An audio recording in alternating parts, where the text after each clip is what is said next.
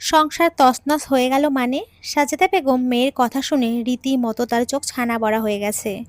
কান্নারত অবস্থাতেই তাদের ছোট বোন তার কাঁধের ভ্যানিটি ব্যাগ হতে কিছু কাগজ বের করে সাজেদা বেগমের হাতে দেয়।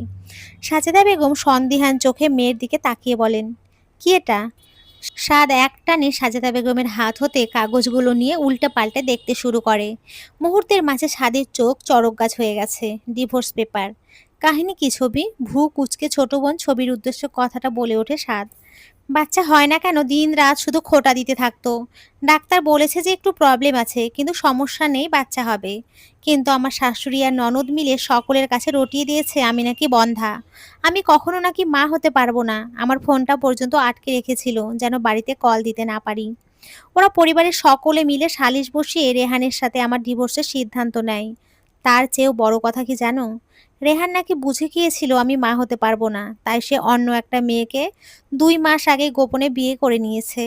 আর তা একমাত্র আমার শাশুড়ির আদেশেই হয়েছিল। আজকে আমাকে দিয়ে জোরপূর্বক ডিভোর্স পেপারে স্বাক্ষর করিয়ে ঘাড় ধাক্কা দিয়ে বাড়ি থেকে বের করে দিয়েছে। ফোপাতে ফোপাতে কথাগুলো বলে ওঠে ছবি। আদরের ছোট বোনের কথা শুনে ফুঁসে ওঠে সাদ। আমি আজই ওদের নামে কেস করব। এত সাহস হয় কিভাবে? আমার বোনকে ঘাড় ধাক্কা দিয়ে বের করে দেওয়ার দুঃসাহস হয় কিভাবে ওদের? হায় হায়, আমার এতটুকু মেয়েটার সাথে এসব কি হয়ে গেল? কিভাবে মানুষ এত নিষ্ঠুর হয়? এরা কি আদৌ মানুষ? আহাজারি করতে করতে বলে ওঠে সাজেদা বেগম। সাজেদা বেগমের কথা শুনে তাচ্ছিল্যের হাসি দিয়ে শাশুড়ির আঁচল দিয়ে আলগোছে কপালের ঘাম মুছে নেয় সাদের বড় ভাবি। তা আম্মা, নিজের মেয়ের সংসার ভাঙাটা অতি কষ্টের হলে অন্যের মেয়েরটা কি? যে কাজটা আপনার মেয়ের সাথে হয়েছে বলে তাদের অমানুষ বলে আখ্যায়িত করছেন। খেয়াল করেছেন কি, ইনডিরেক্টলি কিন্তু কথাটা নিজেদেরকে উদ্দেশ্য করে বলে ফেলেছেন। পাপ বাপকেও ছাড়ে না আম্মা। কথাগুলো বলেই ড্রয়িং রুম থেকে সোজা নিজের ঘরে চলে যায় সাদের বড় ভাবি। সাজেদা বেগম ভ্যাবাচ্যাকা খেয়ে তাকিয়ে থাকে তার যাওয়ার পথে। আচমকা সাজেদা বেগমের মনের মাঝে ভীষণ ভয় এসে হানা দেয়। তাদের পাপের ফলগুলো কি তবে ফলতে শুরু করেছে? আলগোছে মেয়েকে বুকে টেনে নেয় সাজেদা বেগম। আম্মা, বড় ভাবি এগুলো কি বলল? ফুঁসতে ফুঁসতে বলে ওঠে সাদ। অত মাথায় নিস না সাত, আগে তোর বোনের কথা ভাব। তোর ভাই আসলে ফয়সালা করতে হবে এই বিষয়ের। ওদেরকে ছেড়ে কথা বলা যাবে না একদম। এতক্ষণ সবাই চুপচাপ দেখছিল লীনা।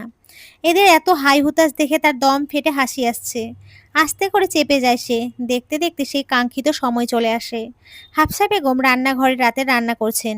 আর আশালতা শোয়ার ঘরে বিছানায় বালিশে হেলান দিয়ে বসে আছে। এই কয় মাসে লাইজু বেগম ফোন দিয়ে খোঁজ খবর নিলেও আর বিয়ের কথা কখনো তোলেননি। আচমকা মেয়ের আর্তনাদ শুনে রান্নাঘর হতে ছুটে শোয়ার ঘরে আসেন হাফসা বেগম। আশা, কি হয়েছে মা? হাফসা বেগম যন্ত্রণায় এপাশ ওপাশ করতে করতে আশালতা বলে ওঠে, মা পেটে অনেক ব্যথা করছে। মা, মরে যাচ্ছি যন্ত্রণায়। ডেলিভারির ডেট এখনো গুনে গুনে 3 দিন পরে। হাফসা বেগম বুঝে ফেলেন এই যন্ত্রণা ব্যথা সন্তান প্রসবের সঠিক সময়ে জানান দিচ্ছে। হাফসা বেগম দ্রুত ছুটে গিয়ে নীলুফাকে কল দেন। 30 মিনিটের মধ্যেই আশালতাকে নিয়ে হসপিটালে পৌঁছে যায় হাফসা বেগম, নীলুফা ও জুলহাস। পথে ডাক্তার রুমকিকে কল দিয়ে সব খুলে বলেছে হাফসা বেগম। দুজন নার্স এসে আশালতাকে ধরে নিয়ে একটা কেবিনে চলে যায়।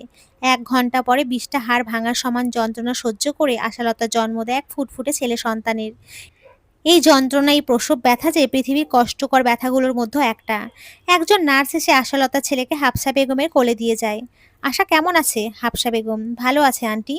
নর্মালে ডেলিভারি সক্ষম হয়েছে। একটু পরে আশাকে একটা কেবিনে শিফট করা হবে। বলতে বলতে ডাক্তার রুমকি হাফসা বেগমের দিকে এগিয়ে আসে। হাফসা বেগম স্বস্তির নিঃশ্বাস নেন। ছলছল চোখে আশালতার ছেলের নিষ্পাপ মুখের দিকে তাকান। একদম আশালতার মতো মায়াবী চেহারা পেয়েছে। কপালে চুমু এঁকে দিয়ে হাফসা বেগম বলে ওঠেন, তোমার মায়ের বেঁচে থাকার একমাত্র অনুপ্রেরণা তুমি। দেখে রেখো আমার মেয়েটাকে। খানিক বাদে আশালতাকে একটা কেবিনে শিফট করা হয়। জ্ঞানও ফিরেছে এর মাঝে। শরীর বেশ দুর্বল থাকায় একটা স্যালাইনও দেওয়া হয়েছে। ধীর কণ্ঠে আশালতা তার মাকে ডেকে বলে ওঠে, মা ফোনটা একটু দেবে? হাফসা বেগম চুপচাপ ফোনটা আশালতার দিকে এগিয়ে দেন। আশালতা তার বড় ভাই আশরাফ মোল্লার নাম্বার ডায়াল করে কল দিয়ে ফোনটা কানের কাছে নেয়। রিং হওয়ার খানিক বাদেই অপর পাশ হতে কেউ একজন সালাম দিয়ে ওঠে। আশালতা সালামের জবাব দিয়ে বলে ওঠে, ভাইজান কেমন আছো? এত মাস পরে বোনের কণ্ঠ শুনে চমকে ওঠে আশরাফ মোল্লা। আশা বোন, তুই কোথায় এখন? এত মাস কোথায় ছিলি? কত চিন্তায় ফেলে রেখেছিস জানিস? মা কেমন আছে? কাঁদো কাঁদো হয়ে বলে ওঠেন আশরাফ মোল্লা। মা ভালো আছে। ভাইজান আমাকে ক্ষমা করে দিও। আমি বলতে পারবো না আমি কোথায় আছি, আর জানতেও চেও না। তুমি মামা হয়েছো ভাইজান। তোমার সেই ছোট বোনটা আজ এক ছেলের মা হয়ে গেছে। দোয়া করো আমার ছেলেটার জন্য। আশালতা: আলহামদুলিল্লাহ। আমার মামাটাকে কবে দেখতে পাবো আশা? বল না বোন, কোথায় আছিস? তোর ভাবি ব্লাড ক্যান্সারে আক্রান্ত, তোকে আর মাকে দেখার জন্য ছটফট করে সারাদিন। একটাবার একটু ক্ষমা চেয়ে নিতে চায়, একবার একটু তোর ভাবিকে ক্ষমা চেয়ে নেওয়ার সুযোগ দে না বোন। আশরাফ মোল্লা: আশালতা তার কিছু না বলেই কল কেটে দিয়ে নাম্বার ব্লক করে দিয়ে ফোন বন্ধ করে দেয়। চোখ বেয়ে টুপটাপ করে অশ্রু গড়িয়ে পড়ে আসার। হাফসা বেগম দৌড়ে এসে মেয়ের চোখের পানি মুছে দিয়ে বলে ওঠেন, এই মেয়ে, একদম কাঁদবি না, বিশ্রাম নে চুপচাপ। মা, ভাবির ব্লাড ক্যান্সার ধরা পড়েছে। তোর ছেলেকে তোর থেকে কেউ কেড়ে নিতে পারবে না দেখিস। একদম দুশ্চিন্তা করিস না তো। হাফসা বেগম মায়ের কথা শুনে নিয়ে ঘুমন্ত ছেলের মুখের দিকে দৃষ্টি স্থাপন করে আশালতা। বুকটা প্রশান্তিতে ছেয়ে যায় তার। আস্তে করে ছেলের পাশের বালিশটা শুয়ে পড়ে সে। পিট পিট করে আশালতা তার মায়ের উদ্দেশ্য বলে ওঠে, মা, বাবুর জন্য কি নাম রাখবা? হাফসা বেগম কিছুক্ষণের জন্য গম্ভীর চিন্তায় ডুব দেন। ভাবতে হবে, দাঁড়া, তোর নামের সাথে মিলিয়ে রাখতে হবে। হাফসা বেগম। আশালতা মুচকি হেসে ওঠে মায়ের কাণ্ড দেখে। এদিকে আশরাফ মোল্লার শত চেষ্টা করেও আশালতার ফোনে কল ঢোকাতে পারেননি। বাজারে গিয়ে মিষ্টি কিনে নিয়ে এসে বাড়ির আশেপাশে সকলের বাড়িতে দিয়ে এসেছেন হাসি মুখে। মারজানা বারবার করে আশরাফ মোল্লাকে বলেছিল মিষ্টি কিনে এনে সকলের বাড়িতে দিয়ে আসতে। আশরাফ মোল্লা স্ত্রীর এহেন পরিবর্তনে এখন বেশ খুশি, কিন্তু স্ত্রীকে হারানোর ভয় প্রতিনিয়ত মনের মাঝে পুষে নিয়ে চলছেন তিনি। এরই মাঝে এলাকা থেকে আশালতার শাশুড়ির কাছে খবর পৌঁছে গেছে, আশালতা ছেলে সন্তানের জন্ম দিয়েছে। লিনা তার শাশুড়ির মুখে কথাটা শুনে তাকে বুঝিয়ে শুনিয়ে ডিভোর্স পেপারটা হাতে নিয়ে নেয়। সাজেদা বেগম মেয়েকে নিয়ে দুশ্চিন্তায় থাকায় অত শত না ভেবেই লিনার কাছে ডিভোর্স পেপারটা পাঠিয়ে দেন। সাজেদা বেগম মেয়েকে এই কয়েক মাস বসে বুঝিয়ে একটুও রাজি করাতে পারেননি রেহানের পরিবারের বিরুদ্ধে আইনি পদক্ষেপ নিতে। ছবি প্রত্যেকবার একই কথা জপ করতে আরম্ভ করে, পাপ বাপকেও ছাড়ে না, আমরা অন্যায় করেছি আশার সাথে মা। রেহানের পরিবারের যদি শাস্তি প্রাপ্য হয়ে থাকে তবে মা একই অন্যায় তো আমরাও করেছি, আমাদেরও তবে শাস্তি হবে, হওয়া চাই। কথাগুলো বলার পরপরই অস্থিরতায় ছটপট করতে আরম্ভ করে ছবি। সাজেদা বেগম ভেতরে ভেতরে শিউরে ওঠেন। বিছানায় বসে কিছু কাগজপত্র ঘাটাঘাটি করছে সাদ। লীনা সন্তর্পণে গিয়ে সাদের সামনে বসে পড়ে। কাগজপত্র দেখতে দেখতে আর চোখে লীনার দিকে তাকিয়ে বলে ওঠে, কি ব্যাপার ম্যাডাম, এতক্ষণে যে আমার কথা আপনার মনে এলো? হাসি হাসি মুখ করে সাদের দিকে তাকিয়ে লীনা বলে ওঠে, কাঙ্ক্ষিত সময় এসে গেছে সাদ, আশাদের বাড়ি থেকে ডিভোর্স পেপার পাঠিয়ে দিয়েছে। সাদের দিকে ডিভোর্স পেপার এগিয়ে দেয় লীনা। ডিভোর্স পেপারটা হাতে নিয়ে কিছুক্ষণ নিশ্চুপ হয়ে মেঝের দিকে তাকিয়ে থাকে সাদ। কি হলো, সাইন করবা না? লীনার কথায় হুঁশ ফেরে সাদের। আস্তে করে লীনার উদ্দেশ্য বলে ওঠে, হ্যাঁ করবো তো। মৃদু হাসে লীনা। সাদের মস্তিষ্কে একটা কথা বাড়ি খেতে শুরু করে। আর কিছু মুহূর্তের মাঝে আশার সাথে গড়ে তোলা তার ৩টে বছরের সংসার একদম ধূলিসাৎ হয়ে যাবে। কি হলো সাদ, মায়া লাগছে? আরে তোমার মতো নাম্বার ওয়ান বিশ্বাসঘাতকের মনেও যদি এখন মায়া কাজ করে তবে ব্যাপারটা হাস্যকর হয়ে যায় না জান? লিনার কথা রীতিমতো অবাক হয়ে গিয়ে সাদ বলে ওঠে, মানে কি বলতে চাইছোটা কি তুমি? জোকস আপার্ট জান, আমি মজা করে বলেছি। সাদ ঠোঁট গোল করে বলে ওঠে, ও। সাদ ডিভোর্স পেপারে সাইন করে পেপারগুলো একটা ফাইলের মধ্যে রেখে পুনরায় লিনার কাছে দেয়, আলমারিতে উঠিয়ে রাখার জন্য। লিনা ডিভোর্স পেপারের মাঝে থেকে একটা পেপার বের করে ওড়নার মাঝে লুকিয়ে নিয়ে ডিভোর্স পেপারের ফাইলটা আলমারিতে রেখে দেয়। ইদানিং বেশ দুশ্চিন্তায় ভুগছে আশালতা। গর্ভকালীন সময়ে ছুটি তো তাকে দেয়া হয়েছে এবং প্রতি মাসের বেতনটাও তাকে বাসায় এসে পৌঁছে দিয়ে যায়। এই সুবিধাটি ফ্যাক্টরির সকল মেয়ের জন্যই রয়েছে। কিন্তু আশালতার মন চায় না ফ্যাক্টরিতে ফিরে কাজ করার, কিন্তু আয়ের উৎস সে কোথায় পাবে? এতই কি সহজ টাকা উপার্জন করা? নিজের শিক্ষাগত যোগ্যতার উপর নির্ভর করে আসা সিদ্ধান্ত নেয় সে প্রাথমিক পর্যায়ে ছোট বাচ্চাদের পড়ানো শুরু করবে। বিষয়টা নীলুফাকে জানাতেই সে জানায় গলির সকল বাসিন্দার সাথে আলাপ করবে বাচ্চাদের পড়ানোর বিষয় নিয়ে। আশালতা মাসের বেতন হতে বাঁচিয়ে রাখা টাকাগুলো জমিয়ে একটা সেলাই মেশিন কিনে আনে। গলির বাসিন্দারা টুকটাক জামা কাপড় বানাতে হলেই আশালতার কাছে ছুটে আসে। মেয়েদের যে হাতের কাজ শেখাটা ঠিক কতটা জরুরি আজ সে বুঝতে পারছে। মাধ্যমিক পরীক্ষা শেষ হতেই আশালতা তার বাবার আদেশে হাতের কাজ ও সেলাই মেশিনের কাজের কোর্স করেছিল। এই দক্ষতায় যে বর্তমানে তার মূল অস্ত্র হয়ে দাঁড়াবে তা সে কখনো কল্পনাও করেনি। বাবাকে সে মনে মনে লক্ষাধিকবার ধন্যবাদ জানায়। ঢাকা শহরে আসার পরে নীলুফা যার বাসায় কাজ করত সেই মালিককে অনেক অনুরোধ করে রাজি করায় দ্বিতীয় শ্রেণীতে পড়া তার মেয়েকে আশালতাকে দিয়ে পড়ানোর জন্য। প্রথমে রাজি না হলেও পরবর্তীতে আশালতার করুণ পরিস্থিতি ও উচ্চ মাধ্যমিকের ফলাফল শুনে খুশি হয়ে অনুমতি দিয়ে দেয়। মালিক নিজে থেকে ৫,০০০ টাকা বেতন হিসেবে ঠিক করে। নীলুফা খুশিতে গদগদ হয়ে সঙ্গে সঙ্গে আশালতাকে খবরটা জানিয়ে দেয়। খুশিতে আশালতার চোখ ছলছল করে ওঠে। তা পোলার বাপের নাম কি আশা? পাশের বাসার এক বৃদ্ধ মহিলার প্রশ্নে মুখটা একটুখানি হয়ে যায় আশালতার। জি খালাম্মা স্বাদ। আশালতা মেলা বড়লোক ধরেন তাই?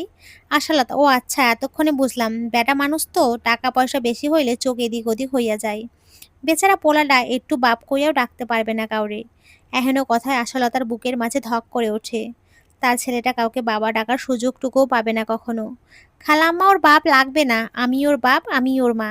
আর টাকা হলেই পুরুষ মানুষ খারাপ হয় এমনটা না, আর সব পুরুষও যে খারাপ এমনও না। কিছু কাপুরুষের জন্যই পুরো পুরুষ জাতির বদনাম করি আমরা। কিন্তু এটা ঠিক না। সবার সমান না, আর সবার পরিবারও তাদের সন্তানদেরকে সঠিক শিক্ষা দিতে সক্ষম হয় না খালাম্মা। তা ভুল বলিস নাই আশা, আমার স্বামীও ছিল একজন সুপুরুষ। আর লোকটা আমারে ছাইরা চইলা গেল, আর আমি একলাই পইরা রইছি। মহিলাটির কথাগুলো শুনে নীরবে একটা দীর্ঘশ্বাস ছাড়ে আশালতা। ভোর 6:30 নাগাদ দরজায় কড়া নাড়া পড়তেই ঘুম ভেঙে যায় আশালতার। গায়ের উপর থেকে কম্বলটা সরাতেই শীতে মৃদু কেঁপে ওঠে সে। নিজেকে ধাতস্থ করে নিয়ে পাশে শুয়ে থাকা ছোট্ট ছেলেকে ভালো করে কম্বল দিয়ে ঢেকে দিয়ে বিছানা ছেড়ে উঠে গিয়ে দরজা খুলে দেয় আশালতা। দরজা খুলতেই মাপলার টুপি পরা ছোট্ট ছোট্ট বাচ্চাদের ব্যাগ ঘাড়ে নিয়ে দাঁড়িয়ে থাকতে দেখে মুচকি হেসে ওঠে আশালতা। বাব্বা, আপনারা এত সকালে উঠে চলে এসেছেন পড়ার জন্য? উপর নিচ মাথা নাড়ায় বাচ্চাগুলো। আশালতা সাদরে তাদের আহ্বান জানায় ভেতরে প্রবেশ করার জন্য। এতক্ষণে হাফসা বেগম উঠে রান্নাঘরে চলে গিয়েছেন। আশালতা শোয়ার ঘরে এসে ছেলেকে বিছানায় একপাশ করে শুইয়ে দিয়ে বাচ্চাগুলোকে বসতে দেয়। শীতে এখনো থরথর করে কাঁপছে আশালতা। বাচ্চাগুলোকে ঘন্টা 2 পরিয়ে ছুটি দিয়ে দেয় সে। ঘড়ির কাঁটা দুপুর 12টা ছুঁই ছুঁই। শীতকাল হলেও এই দুপুরের সময়টা সূর্যি মামা প্রখরভাবে তার তাপ দেয়। আশালতা তীব্র রোদ মাথায় বয়ে নিয়ে হেঁটে চলেছে নীলুফার সেই মালিকের বাসার উদ্দেশ্য। আজ 2 দিন হয়েছে বাচ্চাটাকে পড়াচ্ছে সে। আশালতা গতকালের কথা ভেবে বেশ অবাক হচ্ছে। গতকাল যখন বাচ্চাটিকে সে পড়াতে গিয়েছিল, বাচ্চার মা তাকে ফ্রিজে করে কিছু বিস্কুট দিয়েছিল খাওয়ার জন্য। কিন্তু আশালতা তো বিস্কুট গলা ধুতে নামবে না, কারণ সে কিছুতেই তার মাকে রেখে একদানা খাবারও মুখে দিতে পারবে না। তার মা যেখানেই যেত কখনো তাদের ভাই বোনকে রেখে কিছু খেত না, এমনকি এখনো খায় না। মাকে দেখে ব্যাপারটা নিজের মধ্যেও আয়ত্ত করেছে আশালতা। আশালতাকে এক পিস বিস্কুটও স্পর্শ করতে না দেখে ফেরার পথে 2 প্যাকেট বিস্কুট আশালতার হাতের মধ্যে গুজে দিয়েছিল বাচ্চাটির মা। ভাবনার মাঝে আশালতা হোঁচট খেয়ে 2 কদম দূরে হুমড়ি খেয়ে পড়ে। বিরক্তিতে ভরা দৃষ্টিতে জুতোর দিকে তাকাতেই দেখে জুতোর ফিতা ছিঁড়ে দুর্ভাগ হয়ে গেছে। হঠাৎ কেউ একজন তার পুরুষালী হাত আশালতার দিকে বাড়িয়ে দেয়। বসা অবস্থাতেই মুখ তুলে সামনে তাকাতেই থমকে যায় আশালতা। কাব্য ঘরমাক্ত চেহারায় তার দিকে হাত বাড়িয়ে শটান দাঁড়িয়ে আছে। মিস আশালতা, উঠে আসুন। কাব্য। আশালতা ঠায় রাস্তার উপরে বসে কাব্যর দিকে তাকিয়ে আছে। জিন্সের পকেট থেকে টিস্যু বের করে মুখ মুছে নেয় কাব্য। কি হলো, উঠুন বলছি। ছেঁড়া জুতোটা রেখে উঠে দাঁড়ায় আশালতা। কাব্য পকেট থেকে আরও একটা টিস্যু বের করে আশালতার দিকে এগিয়ে দিয়ে বলে ওঠে, মুখটা মুছে নিন, ধরুন। আশালতা ফ্যাল ফ্যাল চোখে কাব্যর দিকে চেয়ে থাকে। কাব্য পুনরায় বলে ওঠে, কি হলো নিন। আশালতা কাপা হাতে টিস্যুটা নিয়ে মুখ মুছে নেয়। মিস আশালতা, বা চোখের কাজল লেপটে ছড়িয়ে গেছে, মুছে নিন। আশালতা কাব্যকে অনুসরণ করে বা চোখটা টিস্যু দিয়ে মুছে নেয়, কিন্তু সঠিক জায়গাটায় আর টিস্যু পৌঁছায়নি। কাব্য পুচকি হাসে। আশালতার বা চোখের যেখানটায় কাজল লেপটে আছে, কাব্য নিজের বা চোখের সেই জায়গাটায় হাত দিয়ে আশালতাকে অনুসরণ করানোর জন্য নীরব নির্দেশনা দেয়। এবারে যখন আশালতা ব্যর্থ, তখন কাব্য পকেট থেকে অ্যান্ড্রয়েড ফোনটা বের করে সেলফি ক্যামেরা তাক করে ধরে আশালতার মুখ বরাবর। ল্যাপটানো কাজলটুকু মুছে নিয়ে সোজা হয়ে দাঁড়িয়ে ফের ছেঁড়া জুতোর দিকে নজর দেয় আশালতা। কিভাবে সেই ছেঁড়া জুতো পরে অতটা পথ হেঁটে যাবে? রিকশায় উঠলে ঠিক কতগুলো টাকা অতিরিক্ত খরচ হবে? এমনিতেই মাত্র 3 জনের সংসার চালাতে তার হিমশিম খেতে হয়। তাছাড়া সে তো টাকার পাঁচটা নিয়েও বের হয়নি। কাঁদো কাঁদো মুখ করে জুতোর দিকে তাকিয়ে থাকে আশালতা। কাব্য ব্যাপারটা বুঝতে পেরে মৃদু হাসে। আশালতার পাশে গিয়ে নিজের পায়ের স্লিপারটা খুলে আশার দিকে এগিয়ে দেয়। অবাক হয়ে আশালতা বলে ওঠে, এ কি, আপনার জুতো কেন আমাকে দিচ্ছেন? চুপচাপ এটা পরে নিন। রোদের যে তাপ রাস্তার ওপর পড়েছে, পায়ের পাতা পুড়ে যাবে। তা আপনার পায়ের পাতা পুড়বে না মিস্টার কাব্য? আমার কিছুই হবে না, মেয়েদের পায়ের পাতা নরম হয় বেশি। আর আমার মায়াবতী কষ্ট পাক আমি চাই না। কাব্যর এহেন কথায় ভ্রু কুঁচকে আসে আশালতার। ছেলেটা কাকে উদ্দেশ্য করে এই শেষের বুড়িটুকু ছুড়ল? ভাবনা শেষ হলে স্লিপারটা পরুন। তা যাচ্ছিলেন কোথায়? কাব্যর ইয়া বড় স্লিপার আশালতা তার ছোট্ট পাজরায় এটে নিয়ে বলে ওঠে, টিউশন পড়াতে যাচ্ছিলাম। কবে থেকে শুরু করেছেন, আর কোথায়? আশালতা সকল কিছু খুলে বলতেই কাব্য বলে ওঠে, ও তাহলে তো আপনার পৌঁছতে দেরি হয়ে যাবে, চলুন আপনাকে রিকশায় উঠিয়ে দেই। আশালতা আমতা আমতা করে বলতে আরম্ভ করে, না না, আমার রিকশার প্রয়োজন নেই, হেঁটেই চলে যাব আমি। আপনি তো আপনার জুতো জোড়া আমাকে দিলেনই, তাই আপনি বরং দ্রুত একটা রিক্সা করে বাসায় চলে যান। কাব্য কিছুটা আঁচ করে উঠতে সক্ষম হয়, ফুরফুরে মেজাজ বজায় রেখে বলে ওঠে, আচ্ছা যাবো একটু পরে, আমার একটু কাজ আছে সামনে, চলুন একসাথে হেঁটে যাই। কাব্য আশালতার জবাবে কিছুই না বলে চুপচাপ কাব্যর সাথে পা মিলিয়ে হাঁটা শুরু করে দেয়। একটা বিষয় নিজের কাছে বেশ বিব্রতকর লাগছে আশালতার। কাব্যকে এই উত্তপ্ত রাস্তার উপরে খালি পায়ে হাঁটতে দেখে প্রচন্ড খারাপ লাগছে নিজের কাছেই। এই লোককে এটা নিয়ে কিছু বলতে গেলে হয়তো একটা বেশ ধমক দিয়ে বসবে তাকে। ওহে মায়াবতী, তোমাকে কাজল ল্যাপটানো চোখে অমন চিন্তাকর্ষক না লাগলেও পারতো। এই সৌন্দর্যকে আমি ঠিক কি উপমা দেই বলতে পারো? তুমি কি জানো একজন পুরুষের কাছে তার প্রিয়তমা পৃথিবীর শ্রেষ্ঠ সুন্দরী নারী হিসেবে গণ্য হয়? পুরুষের চোখে যদি তার প্রিয়তমার চেয়ে অন্য নারীদের অধিক মোহনীয় মনে হয়, তবে সেই নারী তার কেমন প্রিয়তমা? প্রিয়তমা শব্দটার মধ্যেই তো সহস্রাধিক সৌন্দর্য লুকায়িত থাকে। ধীর পায়ে হাঁটতে হাঁটতে কাব্য আকাশের দিকে মুখ তুলে চোখ বুজে কথাগুলো বলে ওঠে আনমনে। আশালতা দাঁড়িয়ে যায়, থমকে যায় কাব্যের কথাগুলো শুনে। কাব্য কি বলছে এসব? মাথা ঝিম ধরে যায় আশালতার। কিছু মুহূর্ত পরে কাব্য কণ্ঠ কর্ণগোচর হতে হুঁশ ফেরে আশালতার। এই মামা যাবেন? কাব্যর ডাকে একটা রিক্সা তাদের সামনে এসে দাঁড়ায়। এই যে, ভাবনা বাদ দিয়ে রিক্সায় উঠে পড়ুন জলদি, কথা বাড়াতে আসলে কিন্তু আমার চেয়ে খারাপ কেউ হবে না। বেশ ধমকের সুরে কথাগুলো বলে কাব্য। আশালতা দ্রুত পায়ে রিক্সায় উঠে বসতেই খিচে দম বন্ধ করে নেয়। প্রতিজ্ঞা করে রিক্সা চলা শুরু হওয়া না অবধি দম সে ফেলবে না, কোনো মতেই না। কাব্য রিক্সাওয়ালাকে ঠিকানা বলে ভাড়া মিটিয়ে দেয়। রিক্সা চলা শুরু হতেই আশালতা দম ফেলে। পেছন থেকে কাব্যর উৎফুল্লতায় ভরা কণ্ঠে কানে বাজছে আশালতার, মামা সাবধানে চালাবেন রিক্সা, আমার জটিল মূল্যবান জিনিসটা কিন্তু আপনার ভরসায় ছেড়ে দিলাম। আশালতা পেছনে কিছুতেই তাকাবে না করে এক প্রকার মনের সাথে যুদ্ধ করে রিক্সা হতে পেছনে মুখ বাড়িয়ে দেখে কাব্য এখনো রিক্সার দিকে তাকিয়ে আছে। হঠাৎ মনে পড়ে তার জুতো জোড়া যে সে রাস্তাতেই ফেলে এসছে। রিক্সা ঘুরিয়ে যাওয়ার তো সুযোগ নেই। অগত্যা ভাবনাকে দূরে ঠেলে দিয়ে সামনে দৃষ্টি স্থাপন করে। মনকে তরতাজা করে নেয় আশা। ঘড়ির কাঁটা যখন ৩টা ছুঁই ছুঁই, তখনই একরাশ ক্লান্তি নিয়ে বাসায় ফেরে আশালতা। জুতো খুলতে নিতে ফিক করে হেসে ফেলে। নিজের পায়ের চেয়ে অধিক বড় স্লিপার পরে সে এত পথ হেঁটে এসেছে, তাও কিনা পুরুষদের স্লিপার। এরই মাঝে হাফসা বেগম তার ছোট্ট নাতনিকে নিয়ে দরজার সামনে এসে দাঁড়ায়। কিরে, তুই এভাবে একা একা হাসছিস কেন? এরই মাঝে আশালতা কাব্যর জুতোটা একটা কাপড়ের শপিং ব্যাগে ঢুকিয়ে এক কর্নারে রেখে দিয়েছে। না মা, কিচ্ছু না, এমনিই হাসছিলাম। দেখি আমার বাবাটাকে, দেখি, কতক্ষণ দেখি না আমার বাবাটাকে। কেঁদেছে কি? বলতে বলতে আদরের ছেলের দিকে এগিয়ে যায় আশালতা। এই একদম আগে ছুবি না, হাত মুখ ভালো করে সাবান পানি দিয়ে ধুয়ে এসে তারপর কোলে নিবি। আর আমার পাখিটা এত শান্ত আর বুদ্ধিমান, সব বোঝে। বুঝেছে মা বাইরে কাজে গেছে, তাকেও তো শান্ত থাকতে হবে। একবারও কাঁদেনি, ঘুম থেকে উঠে ফ্যাল ফ্যাল করে আমার মুখের দিকে তাকিয়েছিল। ওরে আমার বাবা এত বোঝে, দাঁড়াও বাবা আমি হাত মুখ ধুয়ে আসি বলে বাথরুমের দিকে ছুট লাগায় আশালতা। বাথরুম থেকে এসে ছেলেকে কোলে নিয়ে মুখের সবখানে আদর দিয়ে ভরিয়ে দেয় আশালতা। বুকের সাথে মিশিয়ে নিয়ে চোখ বন্ধ করে বসে থাকে। মায়েদের মন বলে কথা, এক মুহূর্তের জন্য সন্তান চোখের আড়াল হলেই মন আনচান করে তাদের। এমনভাবে জড়িয়ে ধরিস না মেয়ে, ব্যথা পাবে তো বাচ্চাটা। মনে শান্তি প্রবেশ করতে দাও মা, মন তো চাচ্ছে একদম বুকের ভেতরে ঢুকিয়ে ফেলি। এমন কেন মনে হয় মা? এক পলক ছেলেটাকে না দেখলে কেন মন এত আকুপাকু করে? তোমারও কি এমন হয় ভাইজানদের জন্য? হাফসা বেগমের মনটা হুট করে খারাপ হয়ে যায়। কত কাল ছেলেদের দেখে না সে। দুটো ছেলে বাইরে থাকে, এসে ভাতের থালা নিয়ে তার কাছে চলে আসতো তার হাতে খাওয়ার জন্য। চোখ ছলছল করে ওঠে হাফসা বেগমের। আশালতার জন্য খাবার আনতে যাওয়ার বাহানা দিয়ে শোয়ার ঘর হতে বেরিয়ে যায় হাফসা বেগম। আশালতা তার মায়ের মনের অবস্থা বেশ উপলব্ধি করতে পারছে, কিন্তু এই মুহূর্তে যে তার করার মতো কিছুই নেই। আশালতা একসময় স্বপ্ন ছিল সে একজন ফ্যাশন ডিজাইনার হবে, কিন্তু পরিস্থিতি যে তার সব স্বপ্নকে মাটি চাপা দিয়ে দিয়েছে। খোঁজ খবর নিয়ে একটা হাতের কাজের ট্রেনিং সেন্টারে ভর্তি হয়ে যায় আশালতা।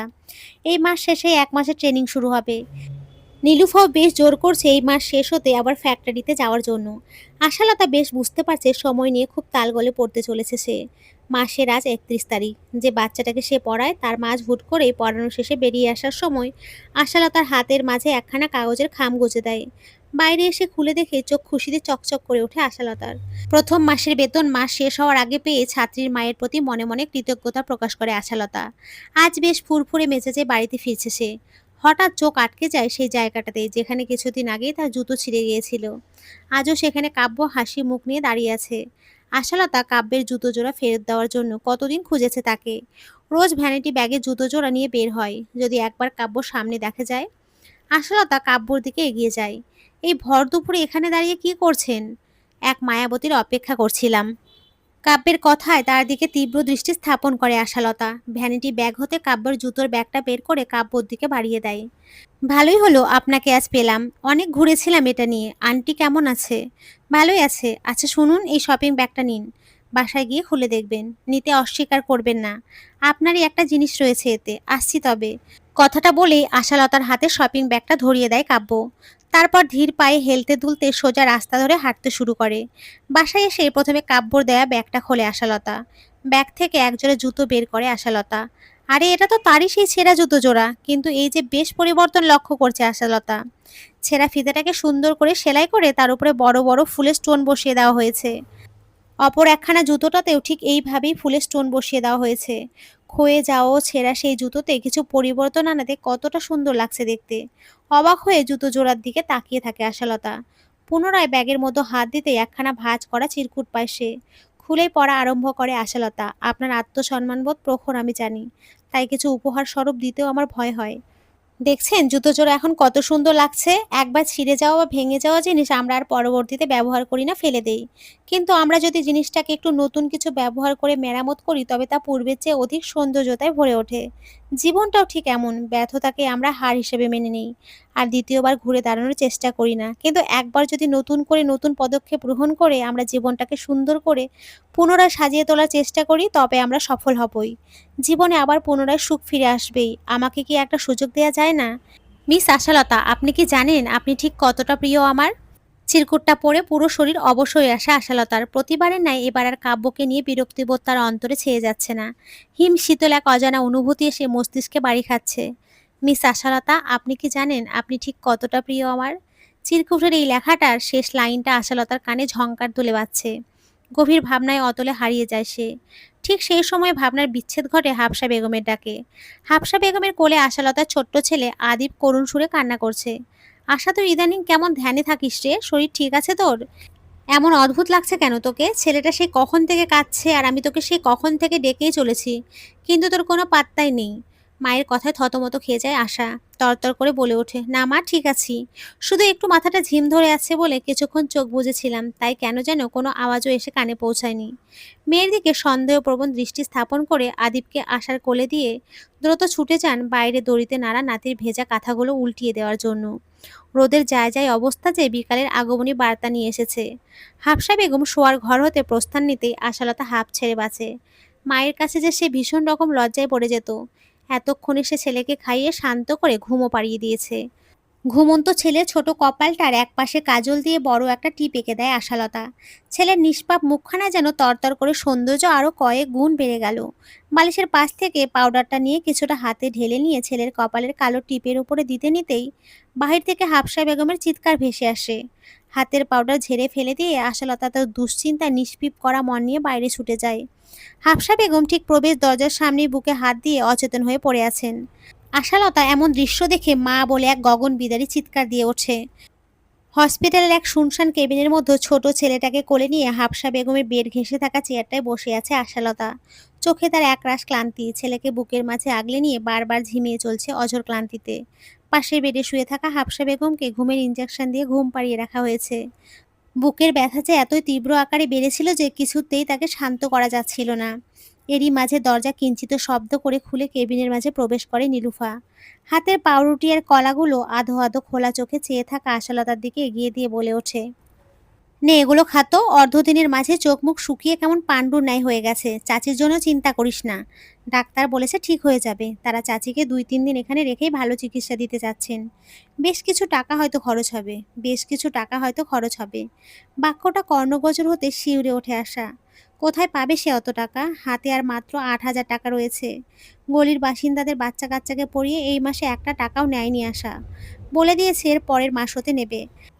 আজকে টিউশন থেকে পেয়েছে 5,000 আর ফ্যাক্টরি থেকে যা পেয়েছিল তা থেকে বাড়ি ভাড়া আর ধার দেনা সব চুকিয়ে হাতে আছে 3,000।